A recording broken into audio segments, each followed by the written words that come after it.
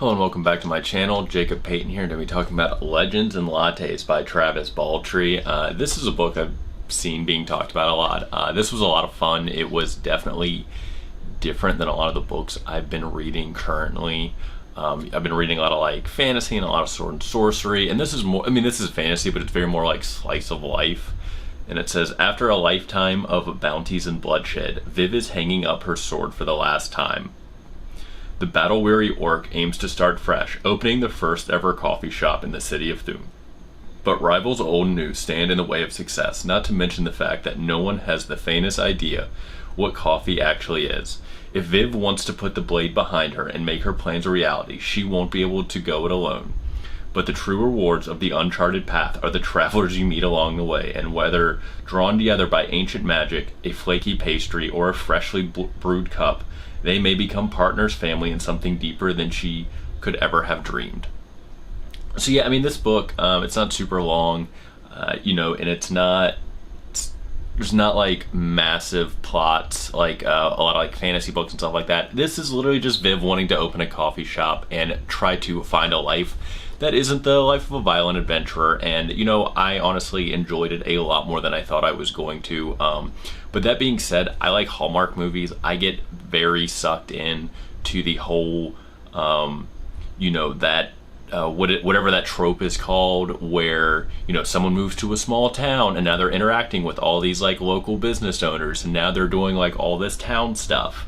And that's really what this is. As soon as she opens her door, she starts to meet a variety of eccentric locals, and each of them start telling her about the neighborhood that she's opened her coffee shop in. It was also kind of fun, the fact that coffee is a gnomish invention in this book. I kind of enjoyed that. And obviously all of her regulars were pretty interesting and eccentric in their own ways. One of them is literally like essentially a displacer beast, if you're familiar with that from Dungeons and Dragons, which is a cat-like creature with like tentacles and stuff that can teleport and turn invisible. I don't think they quite call it a displacer beast in here. I think it's called something else. That might be trademarked by Wizards. I am not 100% sure on that, so please don't quote me. But yeah, this book was a lot of fun.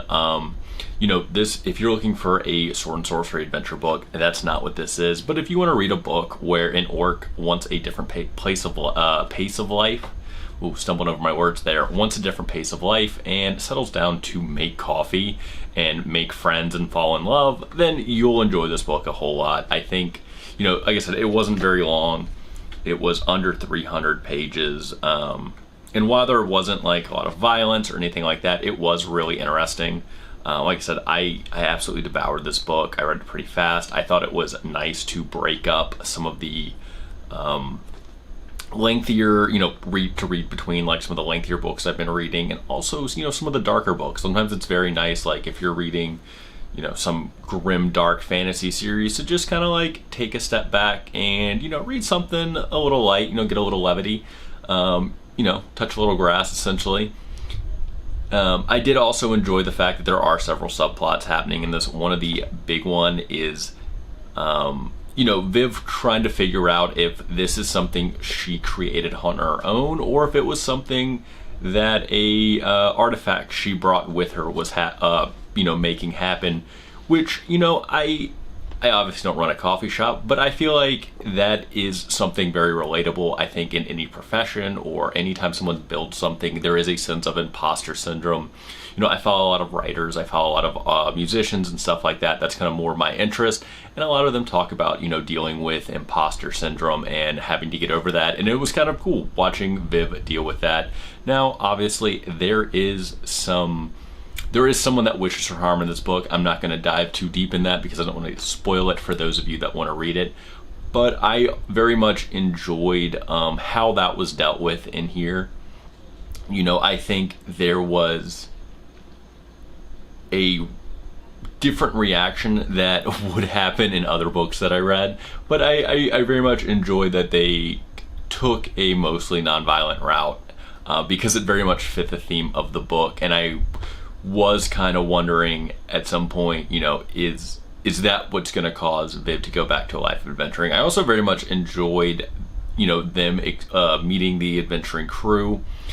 Yeah, I like this a lot. I actually am really hoping that Travis Baldree, the author, does more in this world. I very much like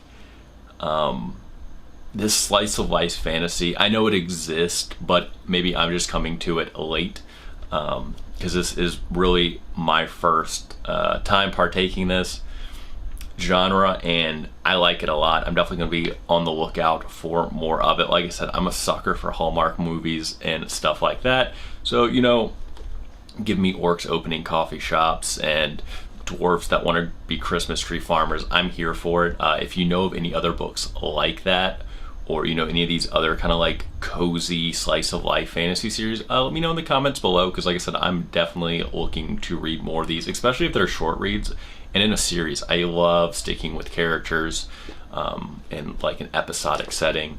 So yeah, I enjoyed this book. Like I said, I don't want to spoil it too much. It wasn't super long. You know, if you're looking for something to break up you know, reading super dark books, or you just want to try something shorter, you just want some like happy slice of life beach read, you know, definitely give this book a chance. Or, you know, if you're like me and you've seen a lot of people recommending this and it's been on your TBR for a while, just go ahead and read it. Like I said, I really enjoyed it. I think I got my copy, was on sale through Book Outlet. I've seen it on sale at a lot of places now.